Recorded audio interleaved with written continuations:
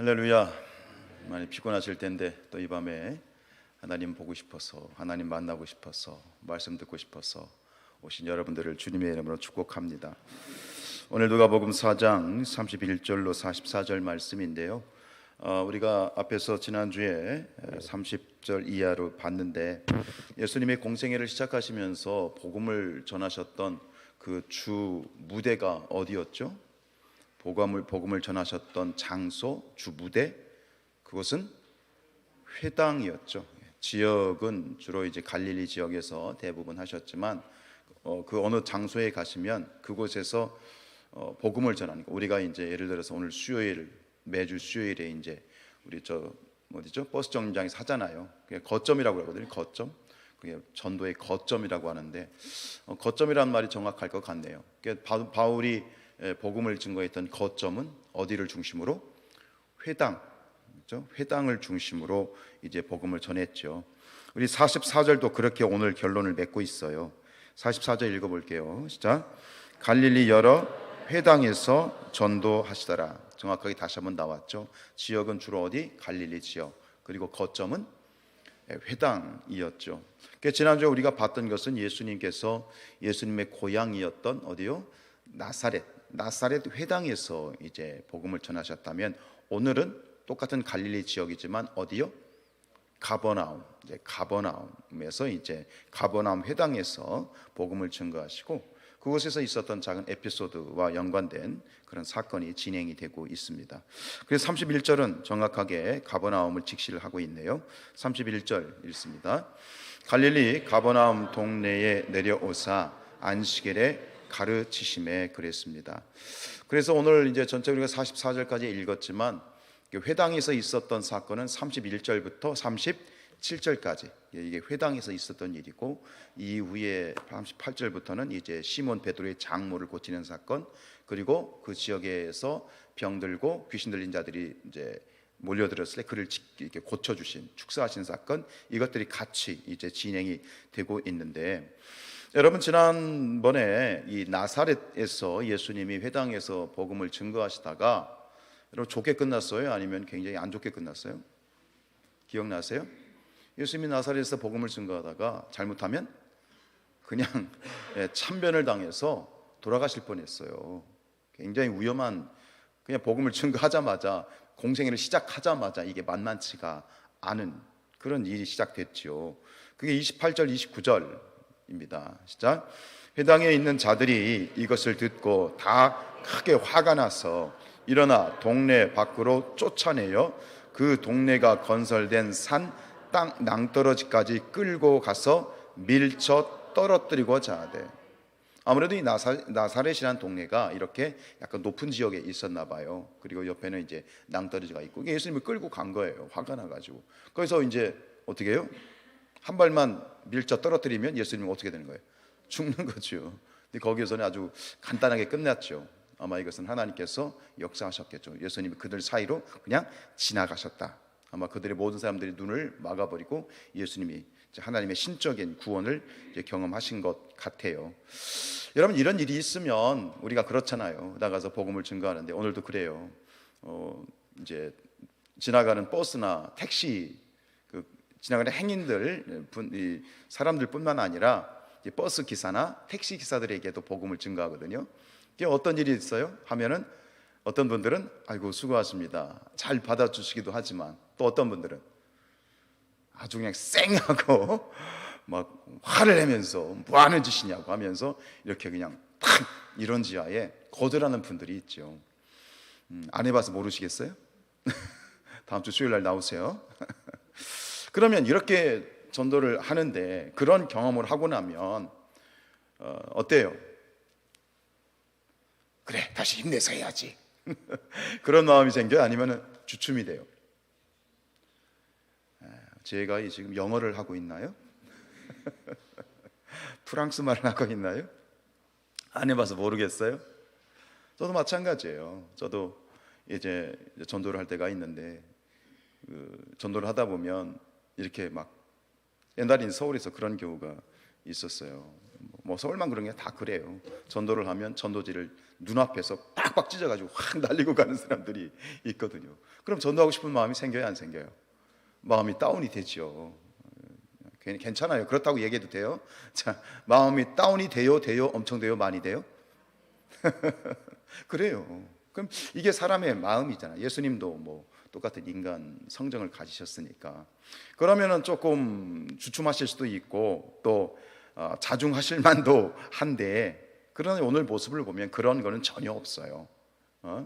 예수님이시니까, 하나님의 아들이시니까 그렇게 생각하지 마시고, 예수님도 똑같은 우리와 같은 인간이시잖아요.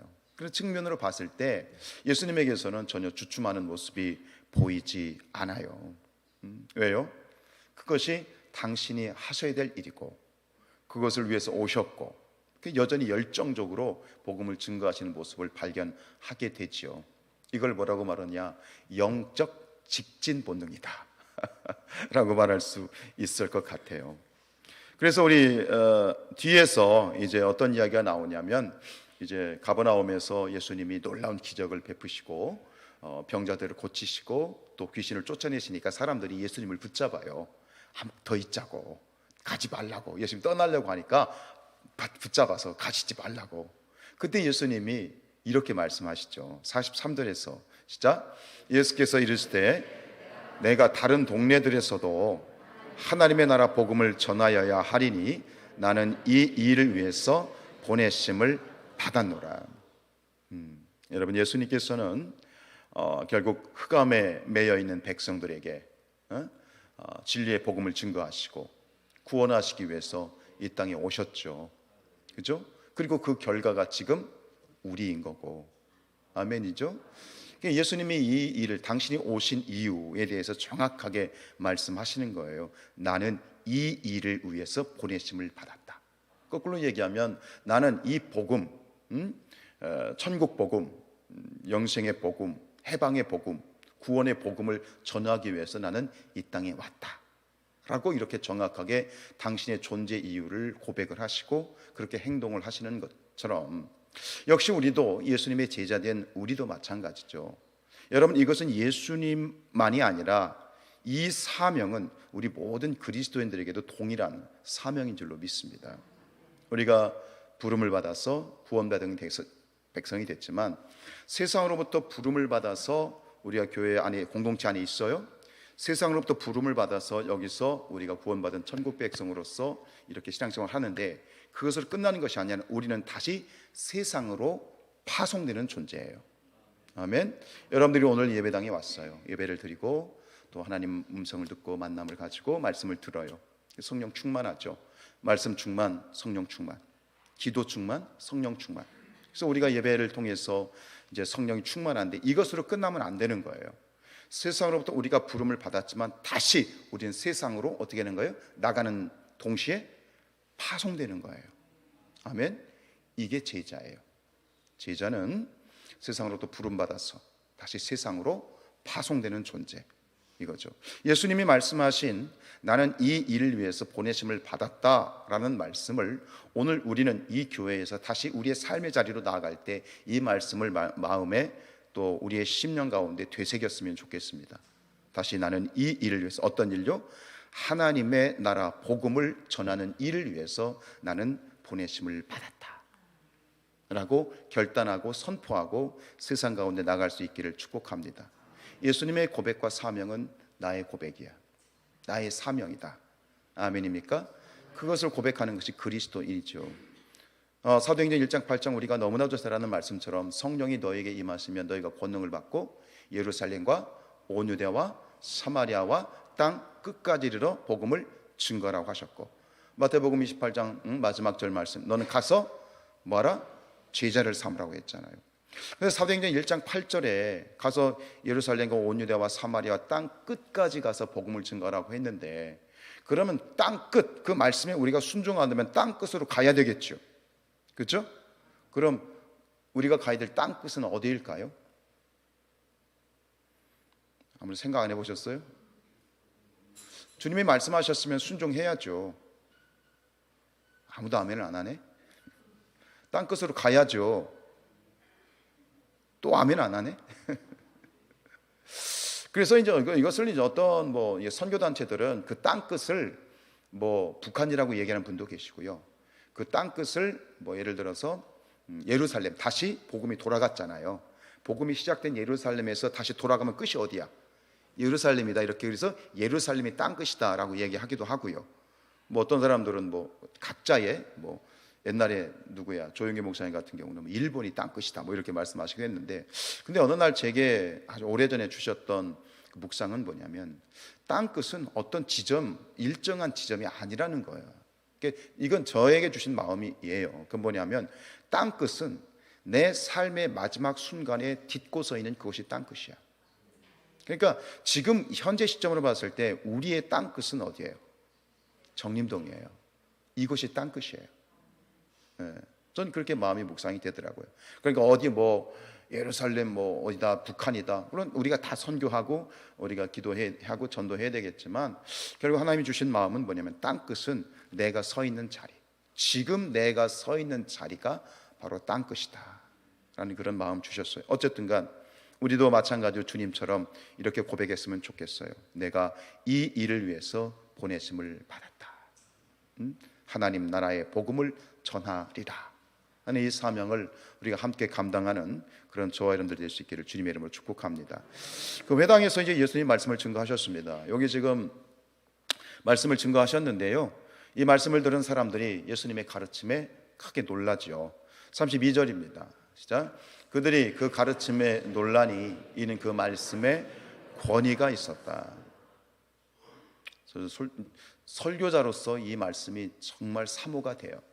그러니까 예수님이 이제 말씀을 회당에서 증거하실 때 여기서 뭐 놀랐다라는 건 경탄했다, 아주 깜짝 놀라면서 탄식하고 뭐 이런 거 있잖아요. 와, 이런 거 있잖아요. 그러니까 예수님의 말씀을 듣는 사람들이 이렇게 그 가르침에 경탄을 금치 못했죠.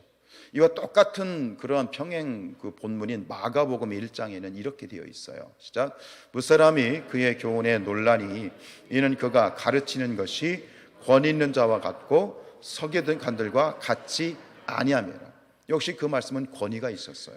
그리고 서기관들과 비교가 되죠. 일반적인 그런 어떤 율법 교사나 말씀을 가르치는 그런 교사들하고는 전혀 다른 예수님의 권위를 지금 인정하고 있는데, 말씀에 권위가 있다는 것은 어떤 것일까요? 예수님의 말씀이 권위가 있었다는 것은 어떤 것일까? 결국은 그건 뭐냐면 이 말씀을 듣는 사람들의 깊은 곳, 그죠? 깊은 영혼을 건드려 준 거죠. 마치 우리가 막 이 뜨거운 여름에 물 한 잔을 먹으면 목이 타 들어갈 때 물 한 잔 쫙 들이키면 어떻게 해요? 속까지 시원하잖아요. 그냥 시원한 게 아니라 시작. 침 나와지 마.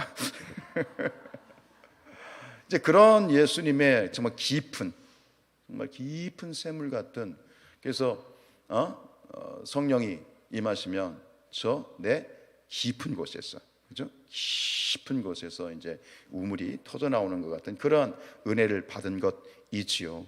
사람들의 영적인 갈망, 또 목마름, 배고픔을 그런 이렇게 일순간에 해소시키는 놀라운 그러한 예수님의 가르침이었던 거죠. 그래서 아모스서 8장 12절 말씀 얘기합니다. 시작. 양식이 없어 주림이 아니며 물이 없어 가람이 아니요 여호와의 말씀을 듣지 못한 기갈이라. 아멘이십니까? 그렇죠. 여러분 피곤하신데 무엇이 우리를 이 피곤한 이 저녁에 우리를 이 자리로 이끌었을까? 말씀에 대한 갈급함, 영혼에 대한 목마름이 결국 말씀으로. 신앙이 좋다는 것은 저는 그렇습니다. 늘 예수님 때문에 막 웃고 다니고 행복하고 룰루랄라, 그럴 수 있으면 좋겠지만 사실 그렇게 사는 사람은 없다고 생각하고요. 신앙이 좋다라고 하는 건 저는 그렇게 생각이 돼요. 늘 목마른 사람, 늘 배고픈 사람, 하나님의 말씀, 하나님의 은혜가 늘 배고픈 사람이, 저는 그게 신앙이 좋은 사람이 아닐까 생각을 해요. 인간적으로 보면 예수님은 목수입니다. 목수예요. 그런데 이 평범한 인간적인 목수에게서 나올 수 없는 그런 권위 있는 말씀, 심령 골수를 찔러 쪼개는 말씀, 상한 마음을 치유하시는 말씀, 수고하고 무거운 모든 짐을 벗겨버리고 자유함을 주시는 말씀, 이게 바로 예수님의 가르침이었고 예수님의 말씀이지요. 참 이 말씀 앞에 저 자신이 많이 작아집니다. 말씀을 맡은 자로, 또 말씀에 서 있는 자로서 정말 이 예수님이 나의 모습이 되었으면 좋겠다 하는 그런 생각이 드는데, 우리가 50일 기도했기 때문에 제가 참석하고 싶었던 월요일부터 수요일까지 감리교 연수원에서 이제 설교자의 글쓰기라고 하는 그러한 세미나가 열렸습니다.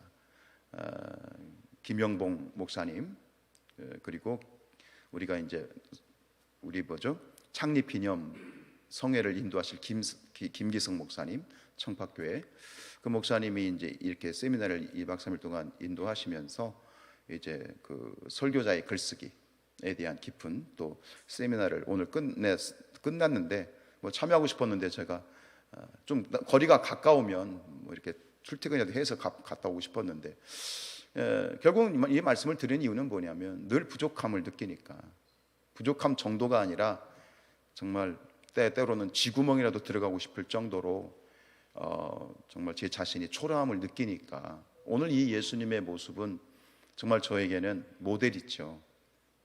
정말 아까 우리 권사님 기도하셨지만 말씀이 송이꿀같이 단 말씀,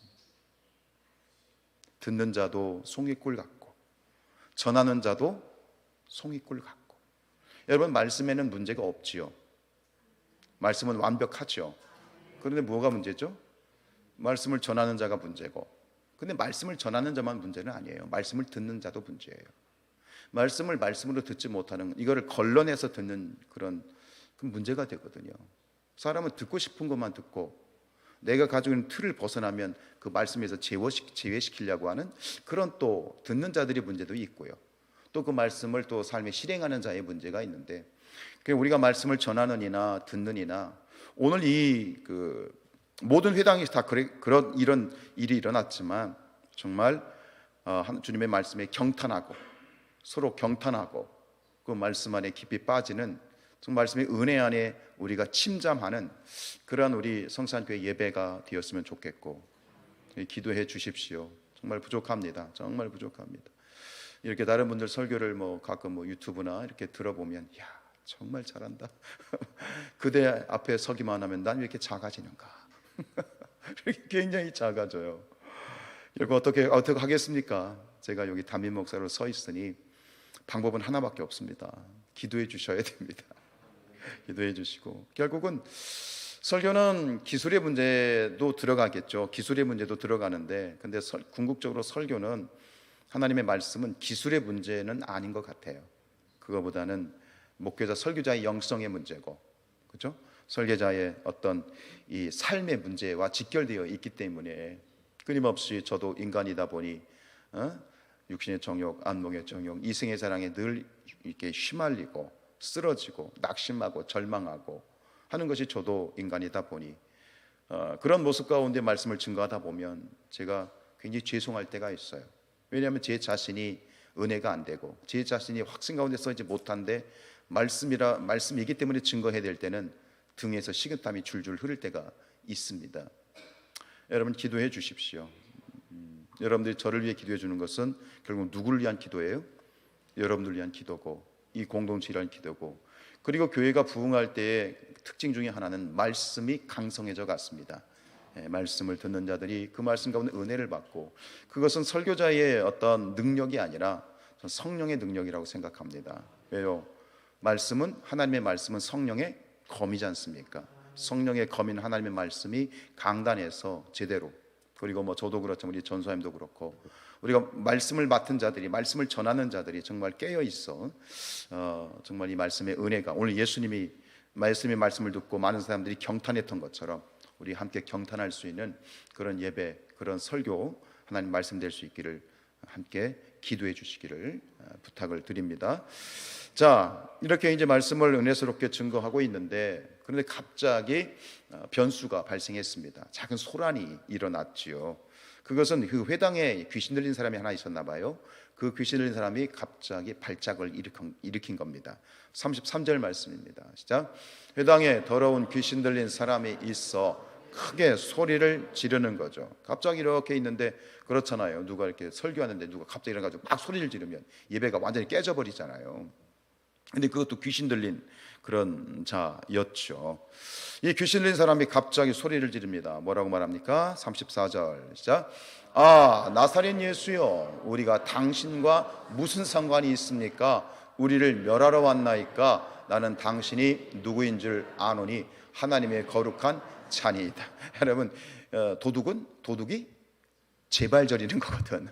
예수님이 야, 너 귀신 너 나와 뭐 이런 것도 아니고 너 나가 그런 것도 아닌데 자기가 알아서 지금 이실직고를 하고 있는 거예요.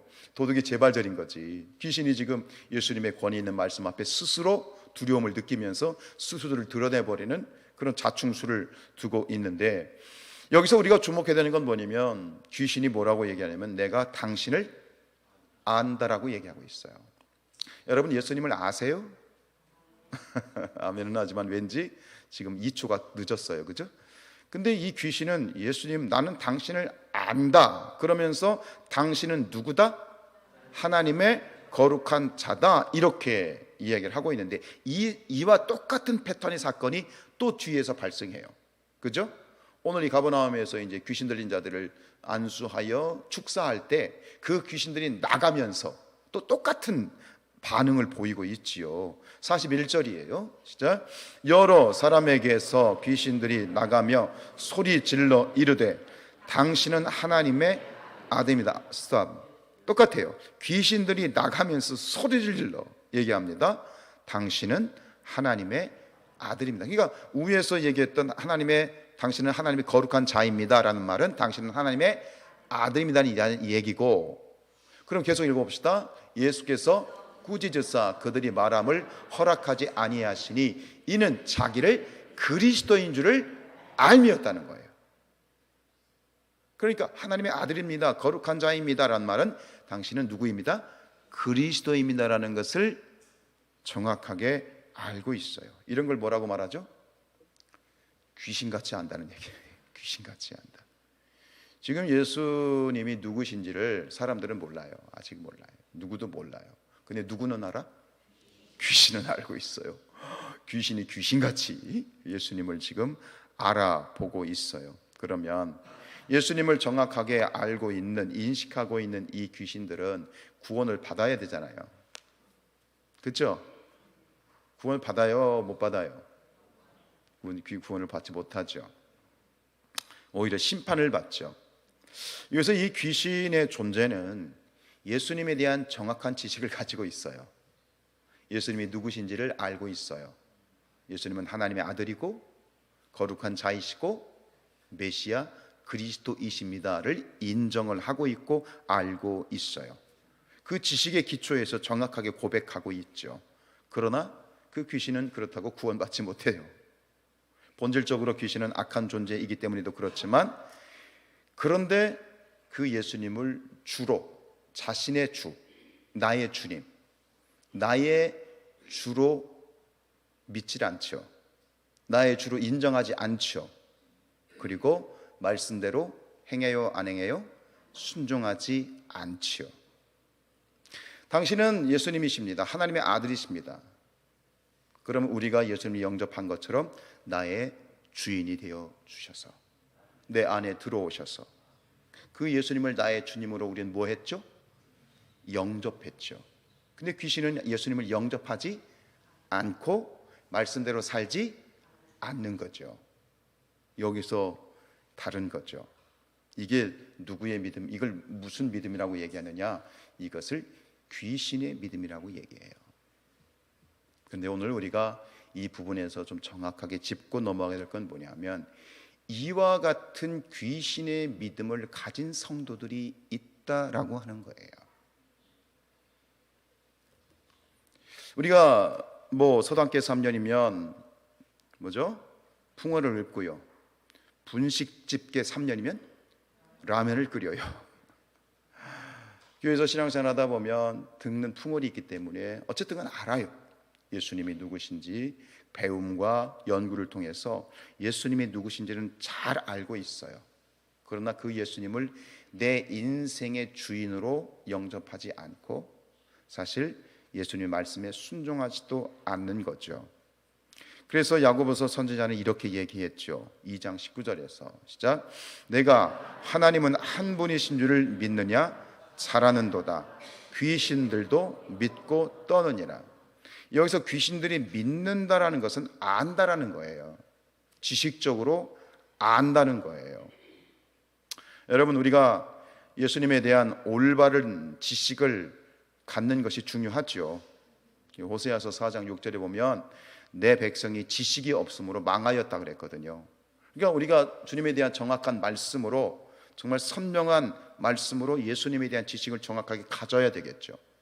근데 거기에 머무르면 오히려 큰일 난다는, 잘못하면 오히려 큰일 난다는 거예요. 왜냐하면 귀신의 믿음이 될 수 있다라는 거예요.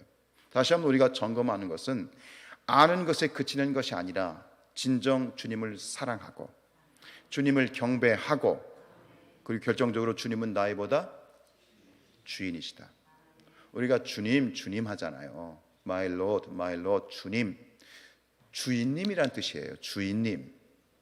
그러니까 우리 그리스도인들은 정확하게 내 인생의 주인은 예수님이신 거예요. 아멘. 이걸 정확하게 여기서 우리가 차이가 나는 거예요. 여전히 마귀, 이 귀신의 주인은 예수님이 아니라 귀신의 주인은 누구야? 사탄인 거예요. 사탄이 주인인 거예요. 그러니까 우리는 예수님을 정확하게 내 인생의 주인으로 영접하고 내 모든 언행 심사가 철저히 주님의 말씀대로 순종하고 그렇게 살려고 노력하고, 부족할 때는 도움을 달라고 요청하고, 우리가 발버둥 치면서 애쓰면서 노력해야 되는 것은 주님이 나의 주인 되시니 내가 주님의 말씀대로 살겠습니다 라고 고백하는 것이 진정한 그리스도인이고, 이것을 주일에 말씀드렸던 단어로 바꾸면 뭐다? 제자인 거죠. 그러나 귀신은 그렇지 않아요. 주님을 나의 주인으로 영접하지 않아요. 순종하지 않아요. 그러나 머리로는 너무너무 잘 알아요.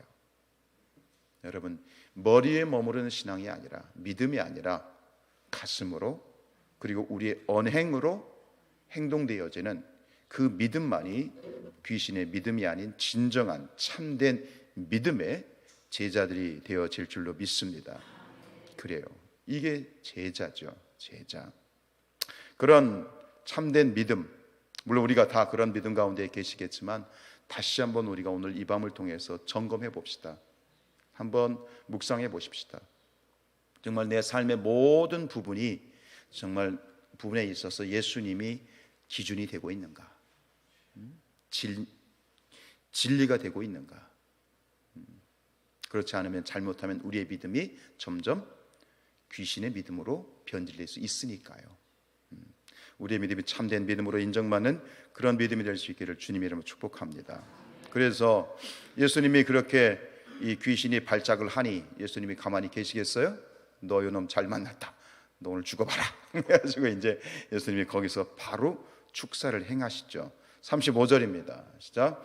예수께서 꾸짖어 이르시되 잠잠하고 그 사람에게서 나오라 하시니 귀신이 그 사람을 무리 중에 넘어뜨리고 나오되 그 사람은 상하지 아니하였어요. 귀신이 나오긴 나왔는데 그냥 나오지 않아요. 어떻게 해요? 넘어뜨렸다. 이 넘어뜨렸다는 말의 어원이 뭐냐면 내동댕이 쳤다는 얘기예요. 사람을 갖다가 차에 받치면 붕 나가 떨어지잖아요. 그처럼 사람을 갖다가 내동댕이 쳐가지고 사람을, 이게 뭐예요? 최후의 발악이지. 나가지 않으려고. 여러분, 귀신이 한번 들어오는 것이 쉽지만 나가는 건 어려운 거예요. 그리고 영적으로 보면 귀신은 혼자 들어오지 않는다는 거예요. 꼭 한 번 들어왔다 나갔다 들어올 때는 몇 명을 데리고 몇 귀신? 7 귀신을 데리고 들어오잖아. 마태복음 4장이 나오잖아. 그러니까 이게 참 어려운 문제인데, 결국 그러나 그렇다 할지라도 예수님 앞에서 빛이 임하니 어둠은 사라지고 악한 귀신이 떠나 가게 된 것이죠. 근데 여기서 주목할 건 뭐예요? 예수님이 뭐 하셨다고요? 꾸짖으셨어요. 이런 거죠. 잠잠하고 그 사람에게서 나오라. 점잖게, 야 귀신아 나와. 이게 아니야. 호통치신 거예요. 나와! 이 더러운 귀신 나와라! 호통을 치셨어요. 꾸짖으셨어. 그런데 더 놀라운 장면이 또 뒤에 또 나와. 오늘 이야기를 보면 재밌는 건 뭐냐면, 회당에서 있었던, 가버나움의 회당에서 있었던 그런 이야기들이 회당에서 나오자마자 또 반복이 되고 있다는 거예요. 아까 귀신이 고백했던 것도 반복이 되고, 또 뭐냐면 치유 사건도 또 반복이 돼요. 그죠? 우리 38절 말씀 읽어볼게요. 시작.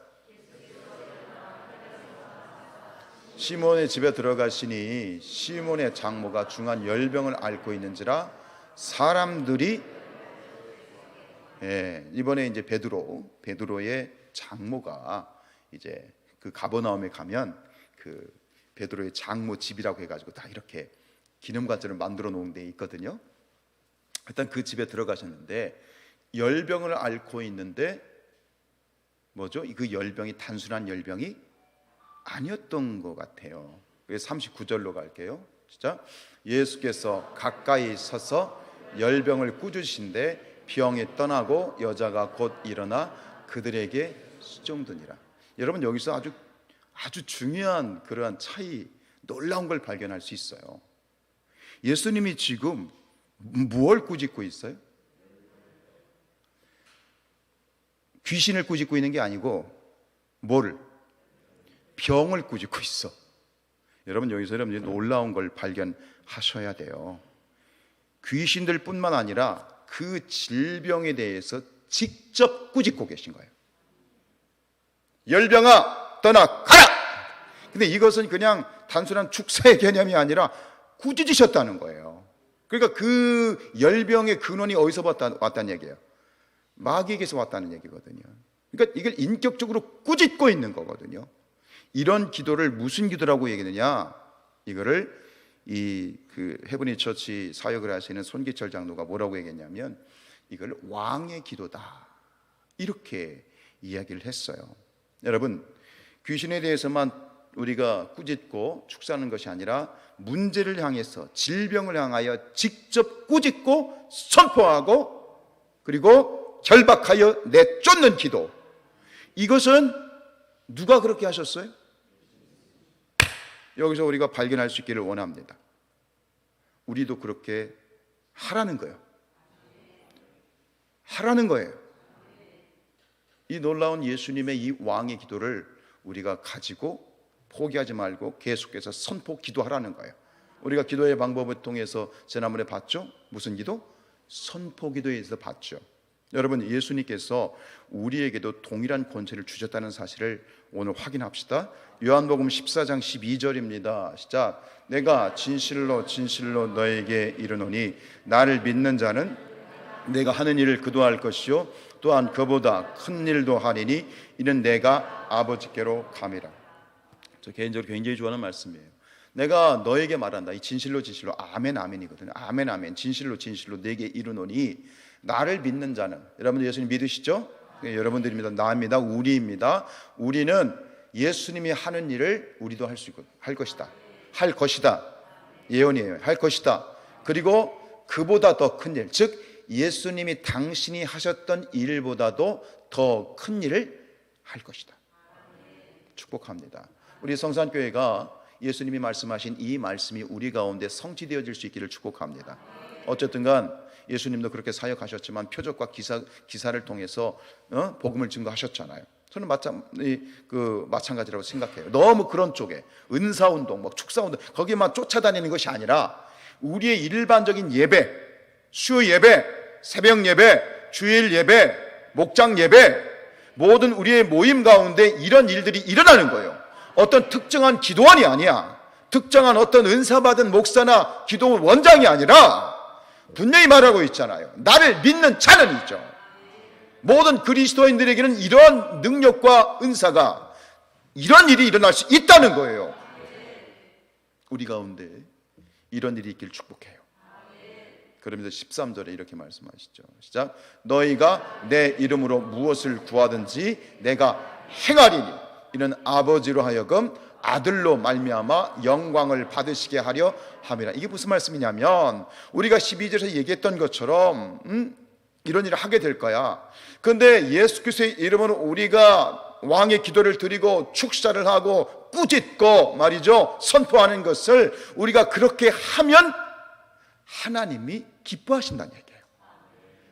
영광을 받으시게 한다는 얘기 뭐냐면 하나님이 좋아하신다는 얘기예요. 하라는 거예요. 그걸 누리라는 거예요. 아멘. 누리는 거예요. 너무, 그러나 또 높아지면서 말씀드리는 건 너무 이상하게 하시면 안 돼. 뭐 희한한 그런 게 아니야. 자꾸 이런 얘기를 하면 이걸 자꾸 오해하고 그렇게 생각하는데, 뭐 비상식적이고 몰 상식적인 방법이 아니란 얘기예요. 자연스러운 얘기예요. 빛이 임하면 어둠이 떠난 것처럼 우리가 믿음을 가지고 믿음을 선포하고 내 믿음이 너를 구원하였느니라.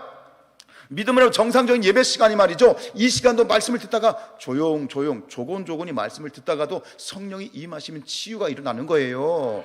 아멘. 이렇게 하지 않아도 신압으로 성령이 역사하셔서 질병이 떠나가고 귀신이 떠나가고 문제가 떠나가고 문제가 해결되어지는 역사가 자연스럽게 일어나는 것, 그게 믿음의 세계이고 그게 신앙 공동체다. 저는 이렇게 믿어요. 아멘입니까? 이런 역사가 저는 우리 교회에 있었으면 좋겠어요. 근데 여기서 한 가지 마지막으로 점검하고 갈 건 뭐냐면, 결국 예수님은 어떻게 하셨죠? 귀신에 대해서, 열병에 대해서 어떻게 하셨죠? 꾸짖으셨어요.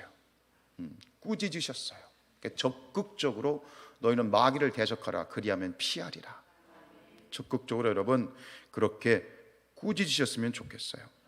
우리 36절 말씀 읽죠. 시작. 다 놀라 서로 말하여 이르되 이 어떠한 말씀인고 권위와 능력으로 더러운 귀신을 명함에 나가는도다. 또 놀래죠.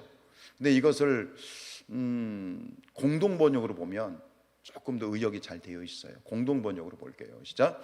이것을 본 사람들은 모두 놀라며 정말 그 말씀은 신기하구나. 권위와 능력을 가지고 명령하시니 더러운 귀신들이 다 물러가지 않는가 하면서 서로 놀라는 거죠. 뭐예요? 권위와 능력을 가지고 말씀을 명령하신 거예요. 오늘 우리가 해야 될 일은 그거예요. 이 시간 나사렛 예수 그리스도의 이름으로 명하노니 우리 가운데 있는 모든 질병들은 묶임받고 떠나갈지어다. 열병은 떠나갈지어다.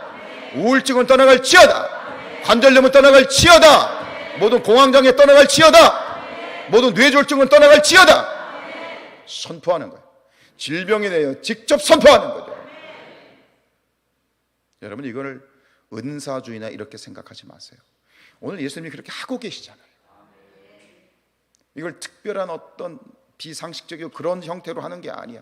신사도 운동이라고 해가지고 막 해놓고 막 치고 막, 모르겠어요. 그게 또 완전히 아니라고 말할 수는 없지만 안 넘어가면 다리 걸어서 넘어뜨리고 막. 왜냐하면 억지로 하다 보면 그런 일이 벌어지는 거야. 저도 많이 해봤거든요. 저도 이 아이들 청년 집회나 청소년 집회를 가면 저도 안수를 합니다. 그럼 넘어집니다. 그런데 안 넘어지면 괜히 뜨끔해. 이 자식 왜 안 넘어지지? 그럴 때가 있어요. 그렇게 오버하면 안 되는 거야. 자연스럽게. 할렐루야. 그러나 분명한 건 뭐예요? 우리가 믿음으로 말씀으로 믿고 선포하면 치유가 일어나고 꾸짖는 거예요. 우리 자녀를 붙잡고 있는 더러운 악한 것들은 떠나갈지어다. 말씀으로 꾸짖고, 그리고 끝까지 계속 포기하지 마시고 선포하시게 될 때 빛이 임하면 어둠이 떠나가는 것처럼 성령이 임하시고 하나님의 역사가 임하시면 그런 놀라운 역사들 우리 가운데 일어날 줄로 믿습니다. 그러한 믿음의 간증자들이 될 수 있기를 주님의 이름으로 축복합니다.